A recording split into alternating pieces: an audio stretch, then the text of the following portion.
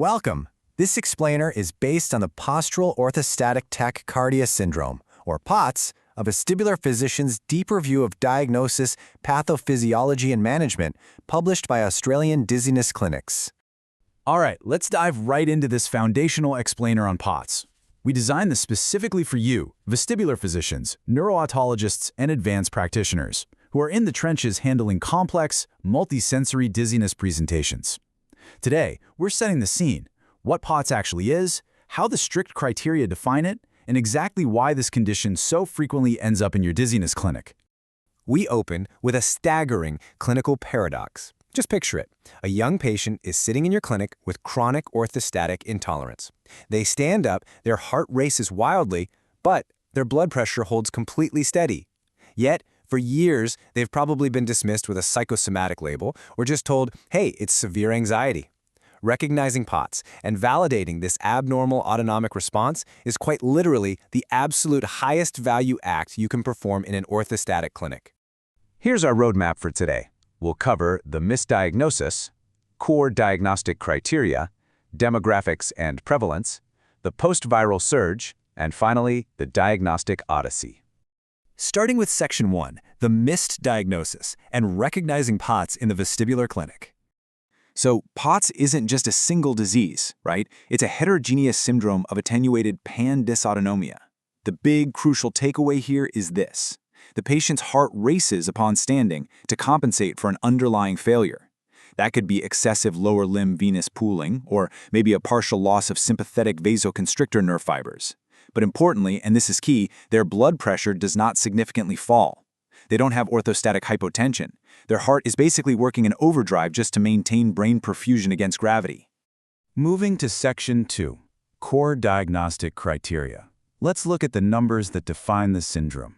This diagnosis rests on three very strict diagnostic pillars, straight from the Heart Rhythm Society consensus statement. First, you need a sustained heart rate increment within 10 minutes of the patient assuming an upright posture, usually tested via an active stand test or a head-up tilt table. Second, we've got to formally exclude orthostatic hypotension. That means the systolic blood pressure drop must be less than 20 millimeters of mercury and the diastolic drop less than 10. Third, this isn't just a transient post-flu flutter. The symptoms of orthostatic intolerance have to be present for 3 or more months. Now here's where things get really interesting. The critical distinction for younger patients. For adults, your threshold is a sustained heart rate increment of at least 30 beats per minute. But adolescents, those between 12 and 19, naturally have much more reactive heart rates.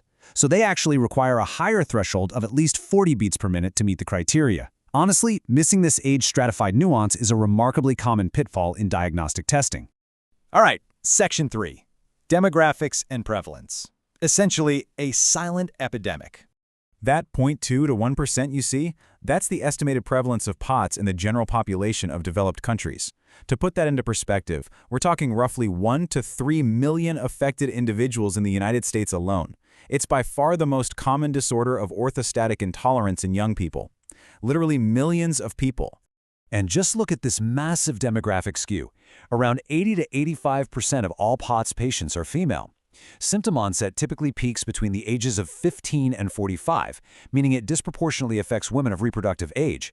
This specific pattern strongly mirrors other dysautonomia syndromes. And frankly, it's a huge reason why POTS was historically misclassified as an anxiety-related or psychosomatic condition. So what does this look like when they walk through your doors? These are the cardinal neurologic and systemic symptoms driving these young women into the dizziness clinic. They frequently present with severe orthostatic dizziness, lightheadedness, and that debilitating cognitive dysfunction we commonly call brain fog. You'll also see profound fatigue and presyncope. Though, interestingly, frank syncope actually happens in fewer than 30% of patients. Plus, there's a very high co-occurrence with vestibular migraine. When a patient presents with chronic dizziness, it's often multifactorial. You really have to screen for overlapping migrainous and dysautonomic features. On to Section 4, the post-viral surge, focusing on COVID-19 and autonomic dysfunction. POTS onset very frequently follows a distinct immunological trigger. This timeline tracks the modern journey of the condition. It starts with an initial viral illness or COVID-19 infection at day 0. Then it progresses past that 3-month chronicity marker, evolving into recognized long COVID autonomic failure at 6 months, and finally, about a year later, landing right in your waiting room as a complex chronic dizziness referral. And the scale of this post-viral surge? It's totally unprecedented.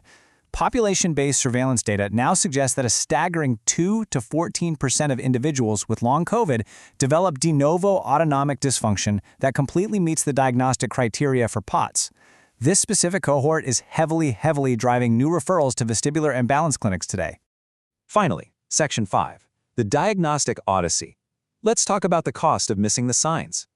This right here is the tragic diagnostic odyssey clock. Despite the incredibly strict objective heart rate criteria we just discussed, the average delay from symptom onset to a formal POTS diagnosis is currently 5 to 7 years in many healthcare systems, half a decade. During that time, patients typically cycle through multiple specialists, undergoing countless totally normal vestibular investigations, while their true autonomic failure goes completely unrecognized. Data-driven empathy shows us the massive, real-world impact of missing this condition. Cross-sectional surveys reveal that nearly 50% of POTS patients report being unable to work or study full-time due to their condition, and nearly a quarter require disability support. They get trapped in this vicious cycle of physical deconditioning and pervasive psychological misattribution. They're constantly being told their very real, very measurable cardiovascular symptoms are, well, just anxiety. Okay, let's summarize what we've covered today. Your key takeaways. POTS is chronic excessive orthostatic tachycardia. That means at least a 30 beat per minute jump for adults or 40 for teens. Crucially, without a drop in blood pressure lasting for at least 3 months. Remember the stark demographic skew towards young women, and critically actively look for this mechanism in your post-viral chronic dizziness patients. Understanding the criteria is really just the foundation. This leads us perfectly into the next explainer in this series, where we'll unpack the specific pathophysiological subtypes, from neuropathic to hyperadrenergic, that are actually driving these abnormal vital signs. This has been an Australian Dizziness Clinic's Vestibular Physician Review. As you look at your schedule for tomorrow, ask yourself, how many of your chronic anxiety or mystery dizziness patients are actually trapped in this exact diagnostic cycle right now? Visit AustralianDizzinessClinics.com for the full literature review and clinical cheat sheet.